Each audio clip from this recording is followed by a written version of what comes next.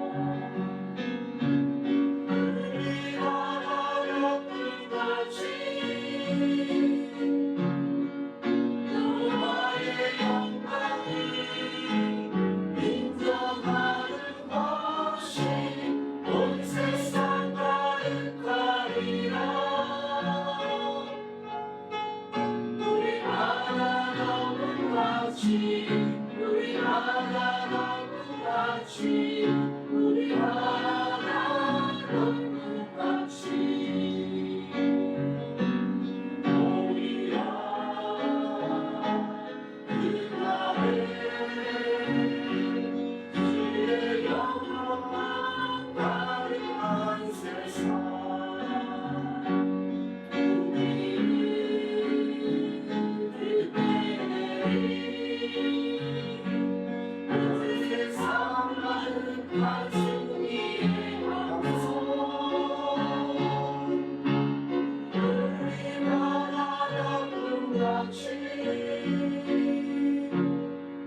여호와의 영광을 인정하는 것이 온 세상 가득하리라. 우리 나라 너무 같이 우리 나라 너무 같이 우리 나라 너무 같이 세상의 유혹 시험이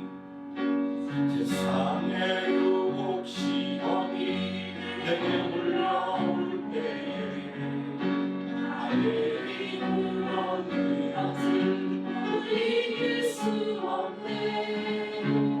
고대한 벽돌 가운데 집중된 나의 영혼 어찌할 바를 몰라 내게 잊고 있을 때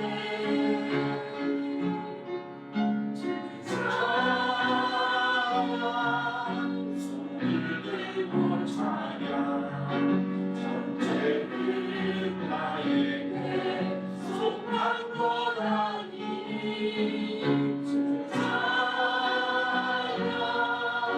손을 들고 찬양 전쟁은 하나님께 속한 것이니 거짓과 속임수로 가득 세상에서 어디로 갈지 몰라 너무 거리고 있네. 공중의 권세 잡자 지금도 우리들을 실패와 절망으로 넘어뜨리려 하네.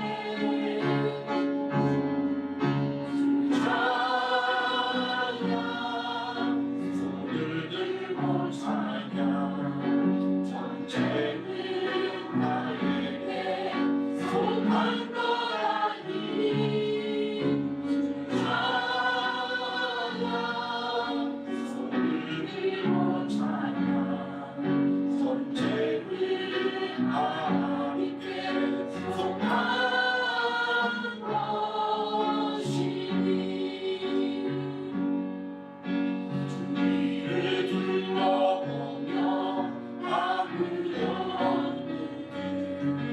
믿음의 문을 들며 보이는 분 대신에 지금도 내 안에서 역사하고 계시는 사랑 가운데 내 권세 우리 지신 예수님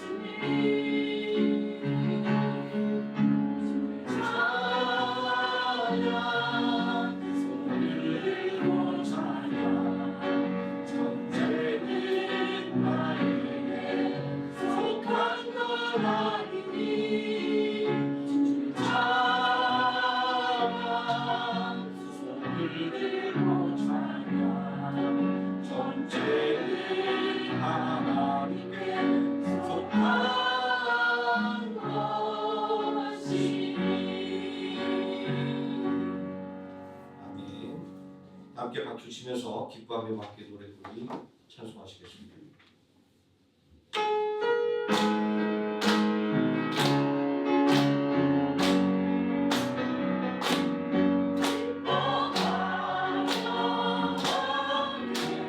노래 부르리 소리 높여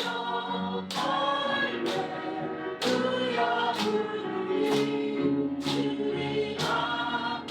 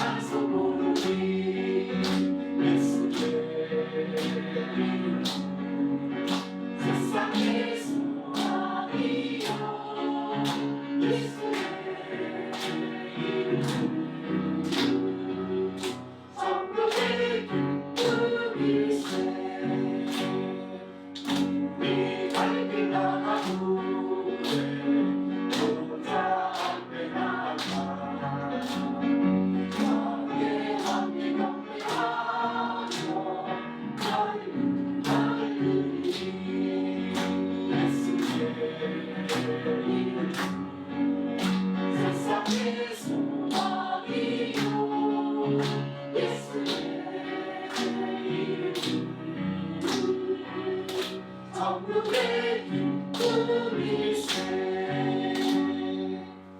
아멘. 주의 은혜라 우리 함께 찬양하면서 예배로 나가도록 하겠습니다.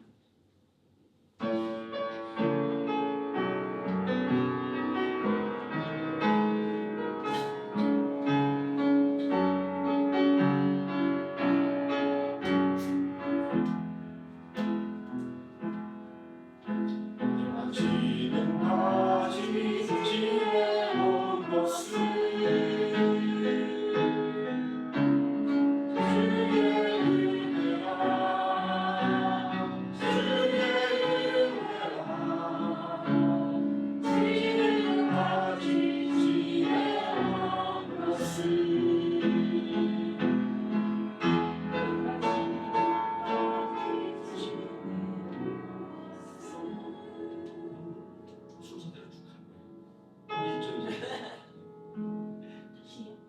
지금까지 지내온 것은 주의 은혜라 주의 은혜라 주의 은혜라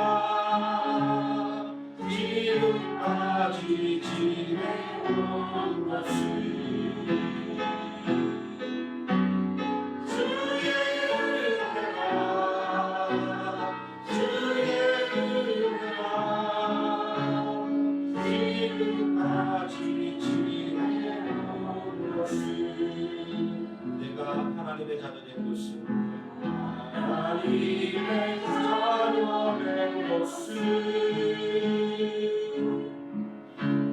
주의 은혜라 주의 은혜라 하나님의 자녀 된 것은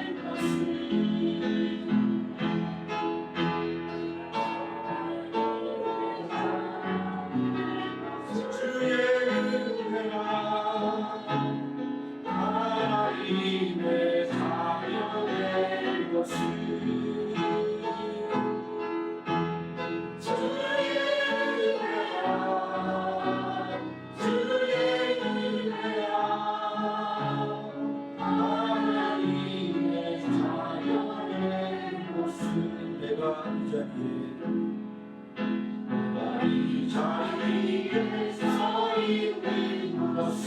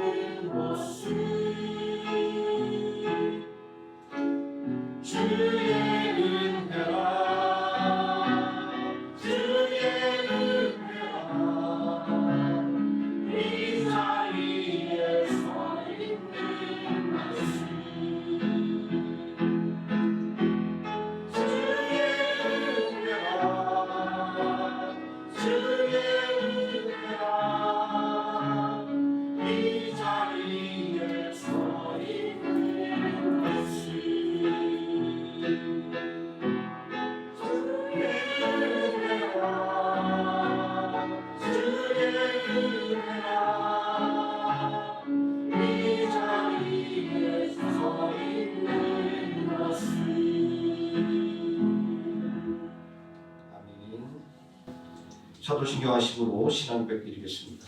전능하사 천지를 만드신 하나님 아버지를 내가 믿사오며 그 외아들 우리 주 예수 그리스도를 믿사오니 이는 성령으로 잉태하사 동정녀 마리아에게 나시고 본디오 빌라도에게 고난을 받으사 십자가에 못 박혀 죽으시고 장사한 지 사흘 만에 죽은 자 가운데서 다시 살아나시며 하늘에 오르사 전능하신 하나님 우편에 앉아 계시다가 저리로서 산 자와 죽은 자를 심판하러 오시리라.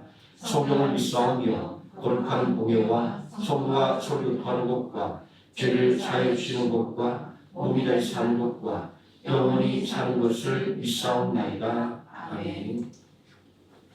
찬송가 68장 찬송하시겠습니다.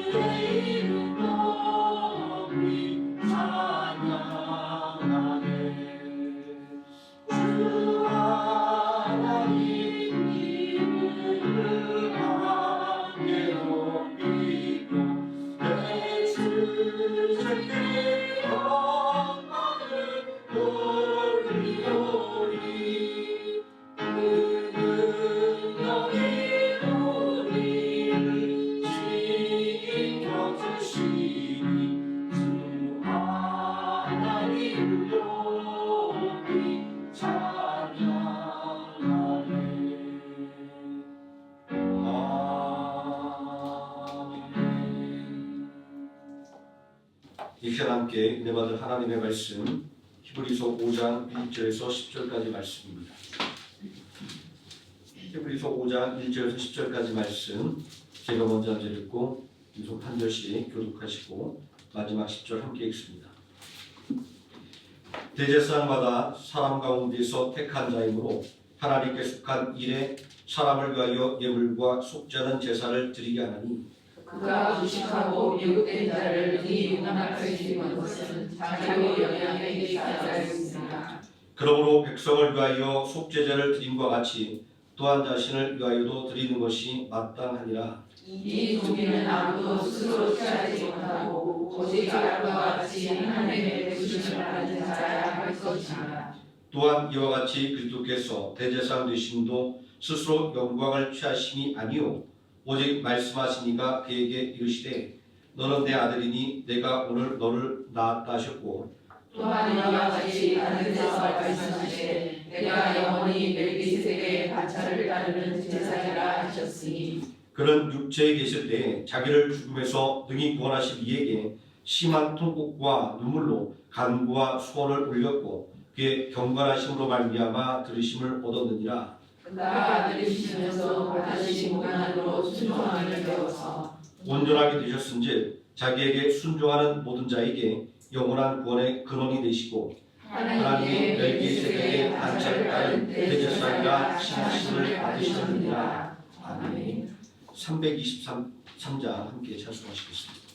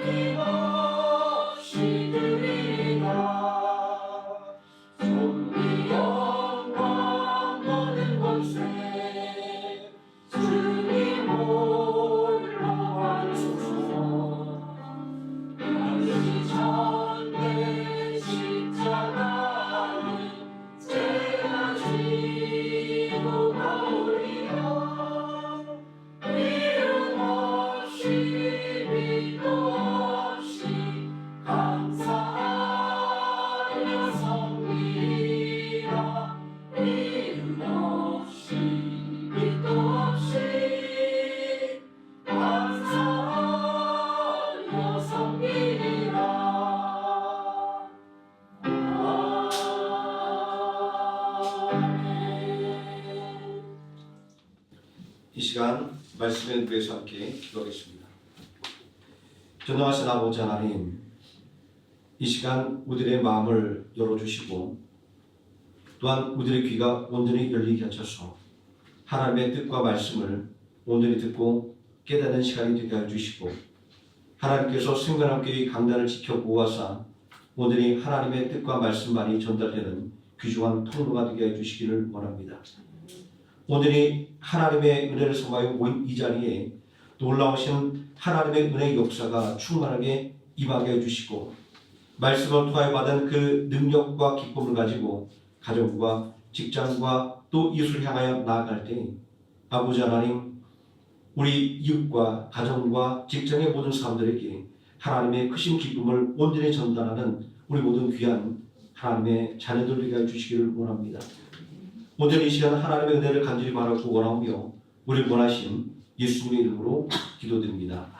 아멘.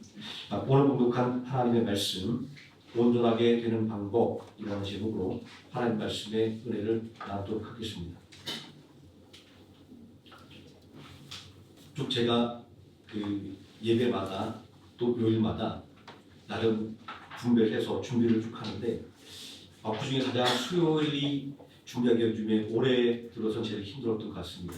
또 한때는 수요예배 준비하는 게 가장 수월해서 수요예배 준비하면서 이 말씀을 이렇게 준비하면 차라리 주일날 말씀을 써야 될 텐데 라고 했었는데 올해는 제가 수요일날 말씀을 준비하다 보면 굉장히 좀 압박을 많이 받습니다. 그러다 보니까 아마 아실 거예요. 벌써 이 본문 말씀이 제 기억에 남아 올해 수요 예배 때만 3번째 하게 되는 것 같습니다. 제가 일부러 하려고 한 건 아닌데 그냥 설교를 안 했던 말씀 같아서 준비를 하다가 보면 제가 또 설교를 얼마 전에 했던 말씀이기도 하더라고요. 뭐 좋게 이야기한다고 한다면 하나님의 말씀이 이제 읽을 때마다 새로우니까 새로운 말씀과 감동을 받는 것이기도 하지만 또 때로는 제가 너무 정신없이 준비하다 보니까 이런 일이 있지 않나 이런 자책도 한번 해보게 되었습니다.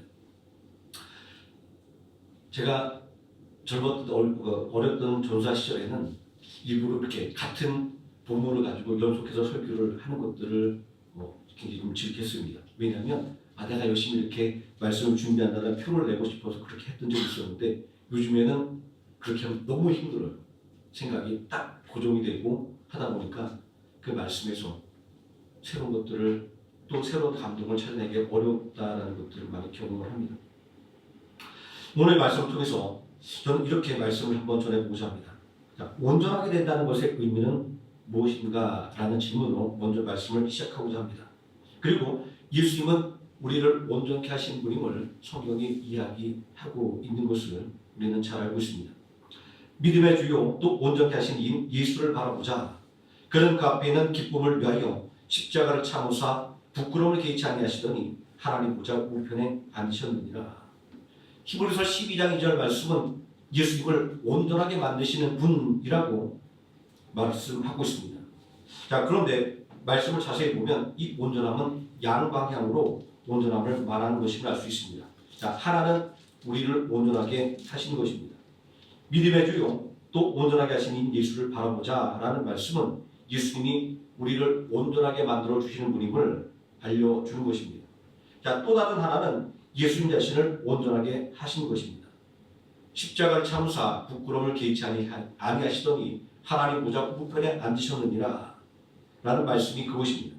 자, 이것은 인간으로 오신 예수님이 불완전하다라는 것을 말하는 것이 아닙니다.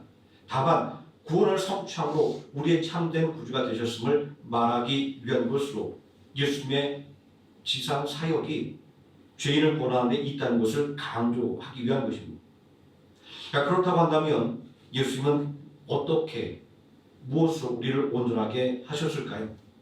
자, 히브리서 12장 2절 말씀은 십자가를 참으심으로 우리를 온전하게 하셨다라고 말씀하고 있습니다. 다시 말해서 예수님은 구원을 성취하심으로 말미암아 우리를 온전하게 하셨다라는 말씀인 것입니다. 그러면 이 온전하다라는 말의 의미는 무엇일까요?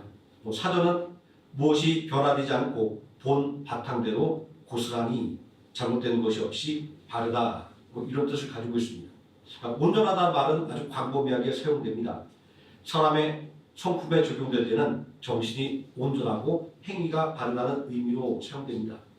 또 물건에 적용하면 외형을 그대로 유지하고 있는 상태라는 의미로 사용됩니다. 반대말은 깨지다, 부서지다, 파괴되다라고 하는 말입니다. 현대 인류에게 있어서 가장 많이 적용되는 말은 아마 깨지다, 부서지다, 파괴하다라는 말일 겁니다. 특히 신뢰가 깨지다, 인간성이 파괴되다라는 말들은 현대 인간들의 상태를 진단하는 말입니다. 서로를 불신하고 서로에게 해를 가하는 죄악된 모습은 인간성이 파괴되었기 때문에 생긴 현상인 것입니다. 하지만 인간성의 파괴는 오늘만의 현상은 아닙니다. 로마서 1장 말씀을 보게 되면 인간성이 파괴된 인간의 죄악된 모습들이 아주 구체적으로 세세하게 기록되어 있는 것을 볼 수 있습니다. 자, 그러면 두 번째로 우리는 무엇 때문에 온전함을 잃어버렸는가 하는 것들을 생각해 봐야 됩니다. 우리는 왜 온전함을 잃어버렸을까요? 그것은 우리가 하나님을 거역했기 때문입니다. 로마서 1장 24절 이하의 말씀을 보면 욕망의 극단을 추구하는 부패한 삶을 고발하고 있습니다. 그러므로 하나님께서 그들의 마음의 정욕대로 더러움에 내버려 두사 그들의 몸을 서로 욕되게 하셨으니 라고 말입니다. 그리고 로마서 1장 28절 이하의 말씀은 시기와 질투와 욕심이 또 살인까지 불사하는 인간의 죄악된 모습을 고발하고 있습니다. 곧 모든 불의, 추악, 탐욕, 악의가 가득한 자요, 시기, 살인, 분쟁, 사기, 악독이 가득한 자요, 악을 도모하는 자요, 부모를 거역하는 자요, 우매한 자요, 배약하는 자요, 무정한 자요, 무자비한 자라고 말하고 있습니다. 더욱더 충격적인 것은 이 로마서 1장에서 지적하고 있는 이 죄악의 목록들이 창세기까지 최초의 인간에게까지 거슬러 올라간다라는 것입니다. 가인은 하나님께 연락되지 못했던 죄사의 원인이 자신의 불신에 있었음에도 불구하고 믿음으로 말미암아 하나님께 연락된 제사를 드렸던 동생 아벨을 시기했습니다. 그 시기심은 마침내 동생 아벨을 죽이게 만들었고 하나님 앞에서 거짓말하게 만들었습니다. 로마서는 인간의 죄악이 모두 다 인간성의 파괴에서 온 것임을 말하고 있습니다. 그렇다고 한다면 우리의 인간성이 파괴됐다고 말하는 것은 어떤 의미로 말하는 것일까요? 창세기 6장 5절 말씀 또 창세기 8장 21절 말씀을 보면 사람은 본성이 본래부터 악하다라고 말하고 있습니다. 태어날 때부터 본성이 악해서 죄악된 모습으로 살아가는 것인데 여기에 무슨 인간성의 파괴를 말할 수 있는 것일까요? 그런데 창세기 1장 26절과 27절 말씀을 보면 인간은 본래 하나님의 형상대로 지음받은 존재라고 말씀하고 있습니다. 하나님의 형상대로 지음받은 인간이라는 존재가 그리고 또 남에서부터 악한 생각을 가진 존재라는 것은 사고 모순적입니다. 어떻게 이런 모순적인 일이 우리에게 일어나는 것일까요? 로마서 1장 28절은 그 이유를 이렇게 설명하고 있습니다. 그들이 마음에 하나님 두기를 싫어하매 하나님께서 그들을 상실한 마음대로 내버려 두사 합당하지 못한 일을 하게 하셨으니 라고 말하고 있습니다. 이 말씀을 통해서 분명하게 알 수 있는 것은 하나님의 형상대로 창조된 인간의 모습이 바로 온전함의 기준이 된다는 것입니다. 악한 생각을 가지고 악한 행동을 하는 인간의 모습은 온전함이 상실되고 파괴된 상태인 것입니다. 로마서 1장 말씀을 자세히 읽어보면 온갖 종류의 악행이 기록되어 있습니다. 심지어는 우리가 죄라고 생각하지 못했던 것까지 죄라고 우리에게 알려주고 있습니다. 이 로마서 1장이 진단하고 있는 죄악의 형상이 낯설고 충격적인 것은 그만큼 우리의 마음이 악에 물들어 있고 또 우리가 그만큼 악을 행하는데 익숙한 것이 아닌가라는 것을 생각해 보게 됩니다. 그런데 로마서 1장 28절은 죄악이라는 행동의 최종 열매보다는 이 죄악이라는 행동의 열매를 맺게 만드는 근원적인 문제를 지적하고 있습니다. 이 말씀은 죄악이 어디에서 온 것인지를 알려주는 것이며 인간성의 파괴가 어떻게 시작되는지를 알려주는 것입니다. 그들이 마음에 하나님 두기를 싫어하매 라고 하는 말씀은 하나님의 말씀을 거역하는 인간의 모습을 묘사하고 있는 것입니다. 창세기가 증거하고 있는 하나님의 형상대로 창조된 인간은 하나님과 교제하는 인간이었습니다. 동산을 버리시는 하나님의 얼굴을 피해 숨는 아담과 하와의 모습을 보여주고 있는 창세기 3장 8절의 말씀은 인간은 원래 하나님과 이야기하며 교제하는 존재였다는 것을 우리에게 알려주고 있습니다. 이런 모습이 떠오르지 않습니까? 저녁에 동산에 시원한 바람이 불면 하나님과 함께 이야기하며 걸어가는 아담과 하와의 모습 말입니다. 우리는 이 말씀에서 죄의 특성을 찾아볼 수 있습니다. 그것은 죄의 특성이라고 하는 것은 사람으로 하여금 하나님으로부터 멀어지게 만드는 것입니다. 하나님의 얼굴을 피해 숨는 아담과 하와의 모습이 그것입니다. 집에서 고양이를 키우고 있는데 이 고양이가 아주 틈날 때마다 저지를 많이 합니다. 수컷이다 보니 여기저기 영역 표시를 하는데 자기가 잘못을 하고 나면 꼭 주인 얼굴을 쳐다봅니다. 그리고 못 본 척하고 도망가기도 하고 이런 모습을 볼 수가 있습니다. 뭐 사람이나 짐승이나 똑같은 것 같습니다. 내가 죄를 짓고는 남 앞에 떳떳하게 설 수 없는 그런 존재인 것입니다.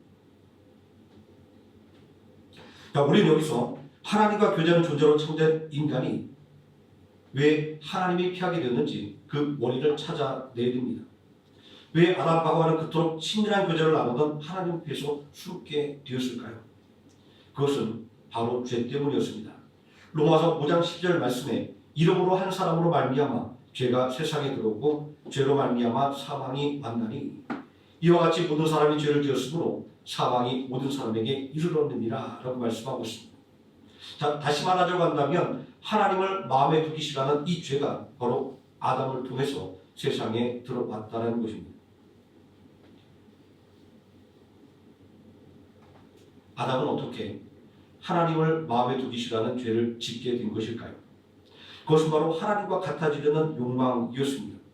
뱀은 아담과 하와에게 선악을 알게 하는 나무의 열매를 먹으면 눈이 밝아져서 하나님과 같이 되어 선악을 알게 될 수 있다고 유혹합니다.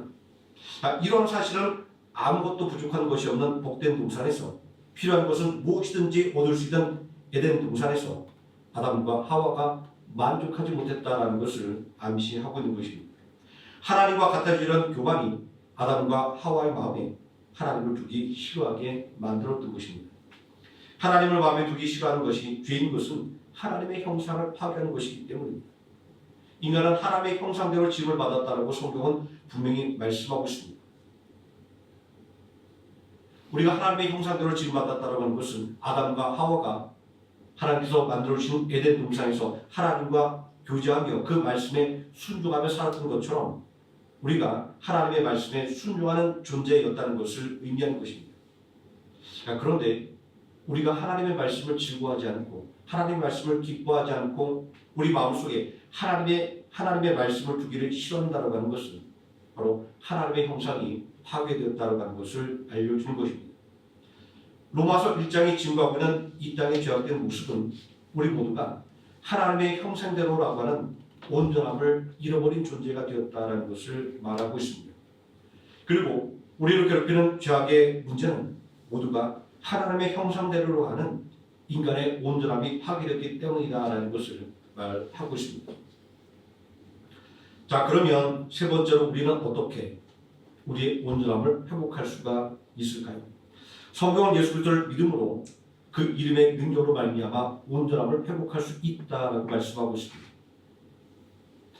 로마서 1장이 묘사하고 있는 하나님의 형상이 파괴된 채 죄 가운데 살아가는 인간의 모습이 기록되어 있습니다. 그리고 이와 대비되는 모습을 히브리서 12장 2절이 이렇게 말하고 있습니다. 예수를 가리켜 믿음의 주요 또 온전케 하시는 이라고 말씀하고 있습니다. 이 말씀은 예수를 통해서만이 우리가 온전하게 다시 말해서 하나님의 형상을 회복하는 존재가 된다라는 것을 말하는 것입니다. 그러면 예수님은 어떤 분이기에 우리를 온전하게 하실 수 있을까요? 그것은 예수님에게 구원의 능력이 있기 때문입니다. 히브리서 2장 10절 말씀은 예수님을 가리켜서 구원의 창시자라고 말씀하고 있습니다. 또 히브리서 5장 9절 말씀은 예수님을 구원의 근원 되신 분이라고 말씀하고 있습니다. 이 말씀은 모두가 예수 이름만이 구원의 참된 방법이라고 하는 것을 알려주는 것입니다. 그러면 무엇이 예수님으로 하여금 구원의 창시자가 되게 만들었을까요? 예수님은 어떻게 구원의 근원이 되었을까요? 사복음서를 읽어보면 여기에 기록되는 예수님의 행적은 대단합니다. 유대와 사마리아와 그리고 저 멀리 시리아에 이르기까지 그 영성이 퍼졌습니다. 귀신을 쫓아내고 병든 자를 고치는 능력을 가진 분이었습니다. 수많은 무리들이 이러한 예수님의 이름 앞에 그리고 능력 앞에 무릎을 꿇었습니다. 하지만 예수님은 이러한 능력과 업적을 통해서 사람들의 마음을 변화시킨 것이 아니었습니다. 우리가 성경을 읽어보면 수많은 기사와 이적을 베풀었던 선지자들을 이스라엘 역사 속에서 셀 수 없이 많이 찾아볼 수 있습니다. 하지만 그들 중 단 한 사람도 구원을 가져오지 못했습니다. 자, 아무튼 사복음서에 기록되는 예수님의 명성과 그 능력은 요즘 사람들이 꿈꾸는 능력자의 모습입니다. 사람들은 유명해지기를 원하고 또 힘을 갖기를 원합니다. 그래서 이러한 욕망을 이루기 위해서는 수단과 방법을 가리지 않기도 합니다. 또 자신이 가지고 있는 힘이 영원한 것처럼 착각하기도 합니다. 하지만 인간적인 명색과 권세가 사람을 온전하게 만들어주지는 못합니다. 더 유명해지기를 원하고 더 큰 힘을 갖기를 원하는 사람들의 모습은 이런 것을 통해서 사람이 온전해질 수 없음을 알려주는 것입니다. 위대한 정보광으로 알려졌던 알렉산더 대왕은 이런 유언을 남겼습니다. 관에 구멍을 뚫고서 내 두 손을 밖으로 내놓아라. 사람들이 보고 모든 인생은 빈손으로 왔다가 빈손으로 간다는 것을 알게 하라. 자, 세상을 정복했지만 결국 죽음 앞에서는 무력할 수밖에 없는 인생의 한계를 알렉산더 대왕은 깨닫게 되었기 때문입니다. 유럽을 정복했던 나폴레옹은 죽을 때 이런 말을 했다고 합니다. 나는 세상을 정복했지만 죽음 앞에 내 몸을 눕힐 곳은 작은 관에 지나지 않는다. 하지만 힘없이 십자가에서 죽은 예수는 오히려 세상을 정복했다라고 말합니다. 이 두 정복자의 말은 인생이 추구하는 욕망이 얼마나 부질없는 것인가라는 것을 깨닫게 만듭니다. 그들이 무력으로 세웠던 제국은 얼마 가지 않아 붕괴하고 말았기 때문입니다. 그러나 내 나라는 땅에 속한 것이 아니라고 말씀하시고 십자가에서 대속의 죽음을 당하신 예수님은 그 십자가의 죽음으로 말미암아 온 세계를 정복했습니다. 그리고 더욱더 놀라운 것은 예수님의 나라는 다니엘서 7장 14절이 예언하고 있는 것처럼 소멸되지 않은 영원한 권세이며 멸망하지 않는 나라인 것입니다. 다니엘서 7장 14절은 이렇게 말씀하고 있습니다. 그에게 권세와 영광과 나라를 주고 모든 백성과 나라들과 다른 언어를 말하는 모든 자들이 그를 섬기게 하셨으니 그의 권세는 소멸되지 않은 영원한 권세요 그의 나라는 멸망하지 아닐 것이니라. 2000년간 수많은 핍박과 그리고 박해를 받았던 교회가 여전히 건재하고 그리고 예수 그리스도의 이름을 찬양하며 그 뜻대로 살기를 다짐하고 또 노력하는 성도들이 전 세계 각지에 퍼져 있다고 하는 것은 하나님의 말씀이 온전하게 이루어졌다고 하는 참된 증거입니다. 우리가 단순히 그 힘과 업적만으로 그 이름의 능력을 평가한다고 한다면 위대한 인물들의 이름을 우리는 수없이 많이 나열할 수 있을 것입니다. 그럼에도 불구하고 그들의 이름은 오늘날 우리에게는 지나간 과거의 이름일 뿐입니다. 예수라고 하는 이름처럼 오늘 이 순간에도 우리들의 마음을 움직이는 능력이 없는 과거의 지나간 이름들 말입니다. 한때 세계로 흘러갔던 인물들의 말을 통해서 예수라고 하는 이름이 왜 우리를 온전케 만드는 이름이 되었는지를 생각해 보려고 합니다.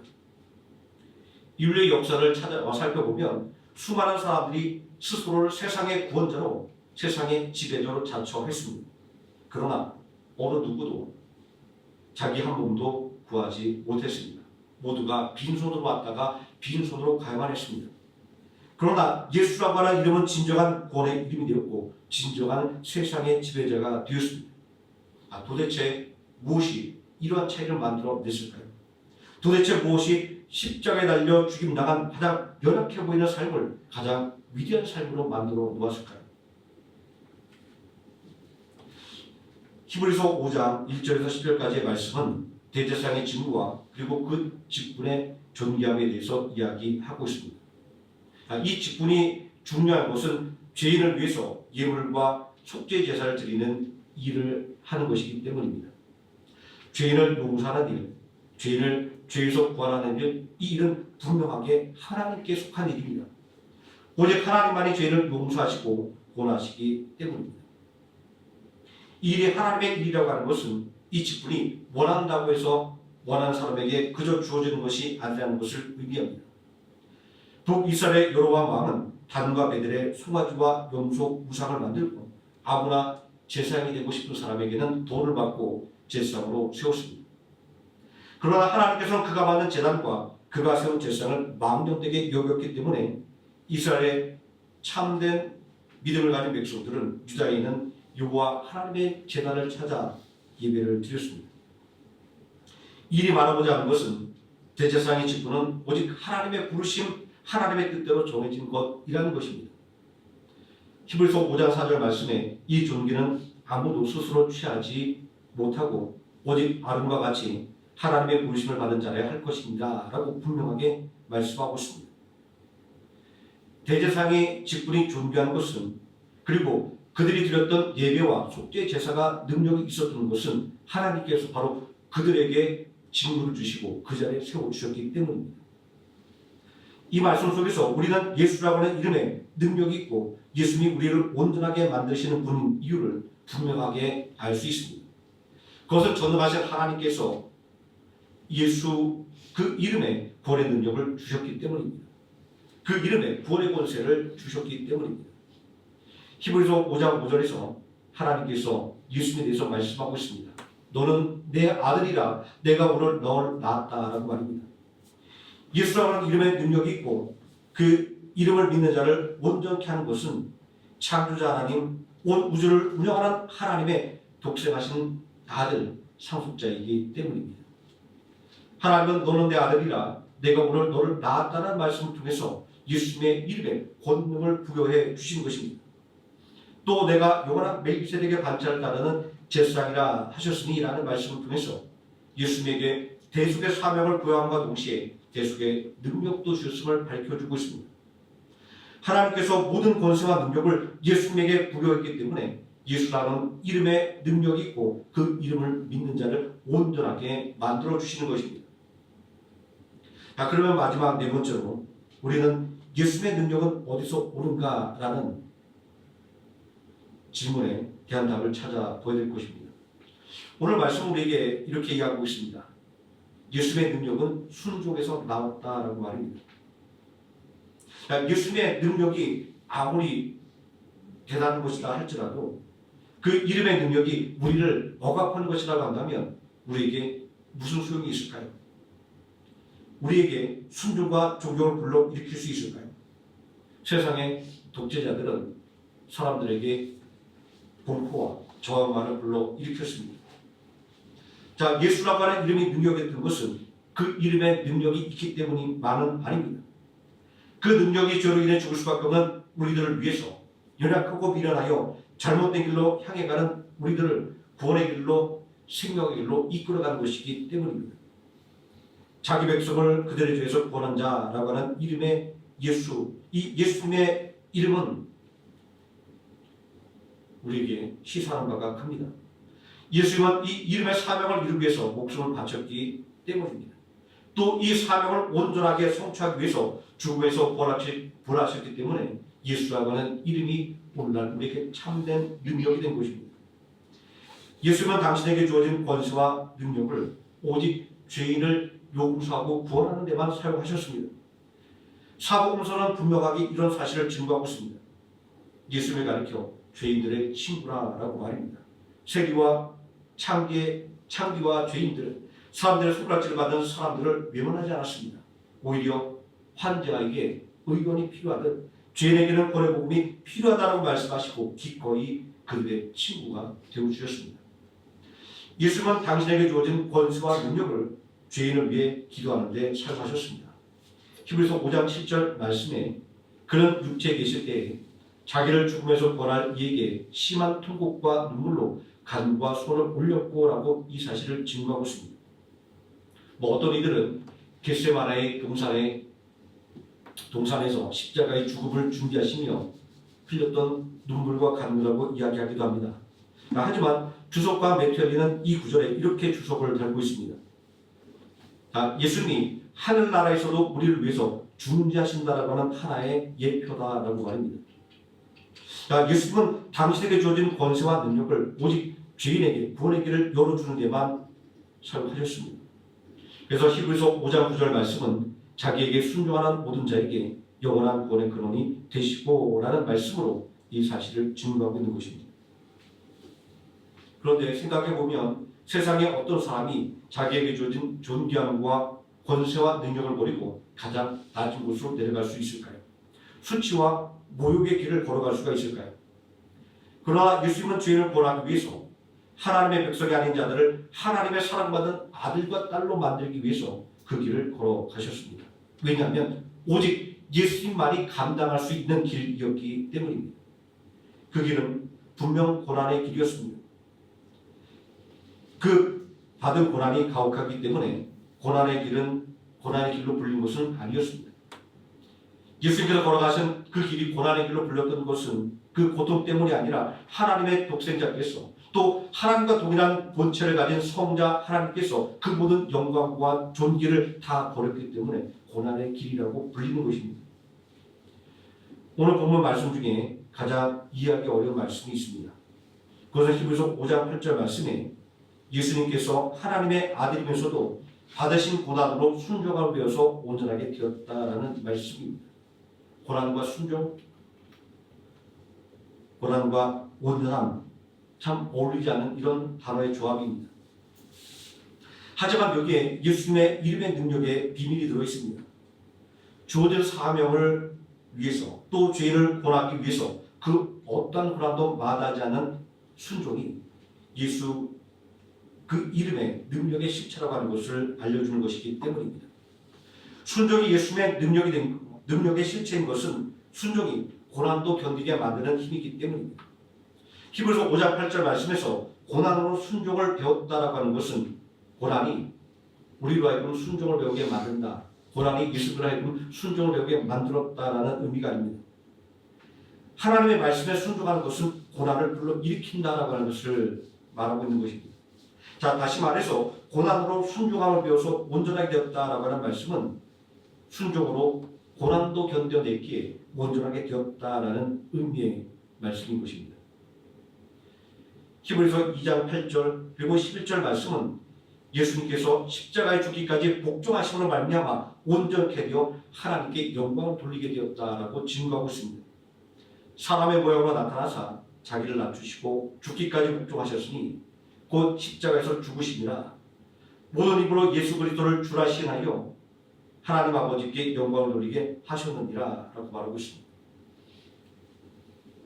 오직 순종함으로 고난을 이기고 오직 순종함으로 하나님의 뜻을 이름으로 말미암아 하나님의 이름의 영광을 나타내신 예수 그리스도, 우리는 그 순종을 배워야 할 것입니다.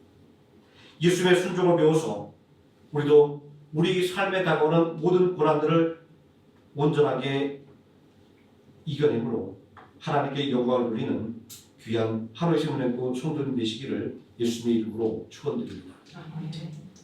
기도하시겠습니다. 전능하신 아버지 하나님, 우리를 구원하기 위하여 하나님의 독생자께서 하늘의 영광을 버리고 이 땅에 오셨습니다. 하나님의 형상대로 지음받은 존귀한 인간이었지만 그 마음에 하나님 누기를 싫어하고 하나님을 거역함으로 말미암아 악한 죄의 길에서 고통받으며 살았습니다. 우리를 죄 악에서 구원하여 내어 다시금 하나님의 형상을 회복하고 하나님의 사랑받는 아들과 딸로 만들기 위하여 오직 하나님의 번외계획에 순종하여 죽기까지 복종하신 그 예수님의 모습을 통하여 우리도 온전케 되기 위하여 예수님의 그 순종을 배우기를 원합니다. 오직 하나님의 말씀을 쫓아가는 삶을 통하여 우리 삶에 다가오는 모든 장애물과 그리고 슬픔과 고통까지도 온전히 믿음으로 이겨내는 참된 하나님의 자녀가 되기를 원하오니 아버지 하나님, 오늘 말씀을 통하여 우리도 주님처럼 하나님 말씀에 순종하는 온전함으로 승리하는 놀라운 하나님의 자녀들 되게 하여 주시기를 원합니다. 예수님의 이름으로 기도드립니다. 아멘. 찬송가 325장 찬송하시겠습니다.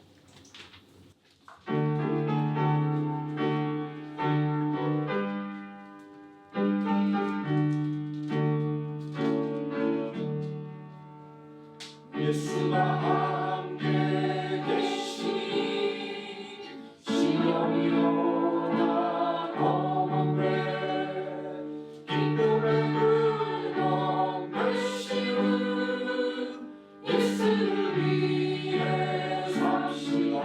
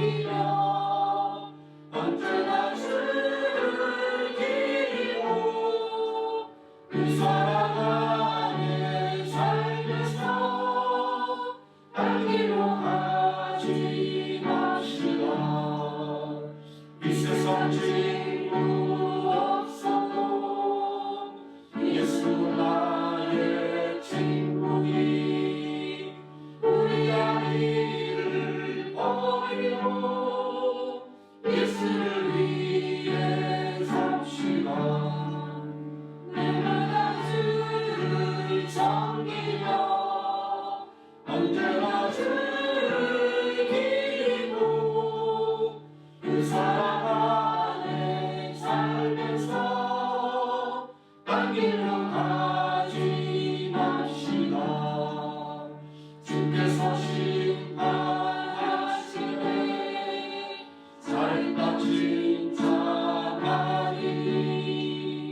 이러한 상급 받도록 예수를 위해 삽시다.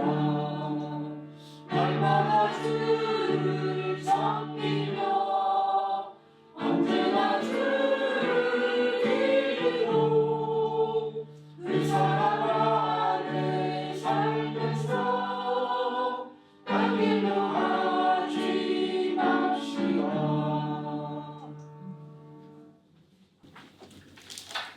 지금은 우리를 구원하신 예수 그리스도의 은혜와 우리를 구원하기 위하여 독생자 예수 그리스도를 십자가에 아끼지 않고 내어주신 성부 하나님의 사랑과 오늘 우리와 함께 동행하시는 성령 하나님의 임마누엘이 오직 예수 그리스도를 닮은 순종을 통하여 하나님을 닮은 온전함을 회복하기를 다짐하는 모든 성도들 머리 위에와 하루의 생명함께 머리 위에 지금부터 영원토록 함께 계실지어다. 아멘.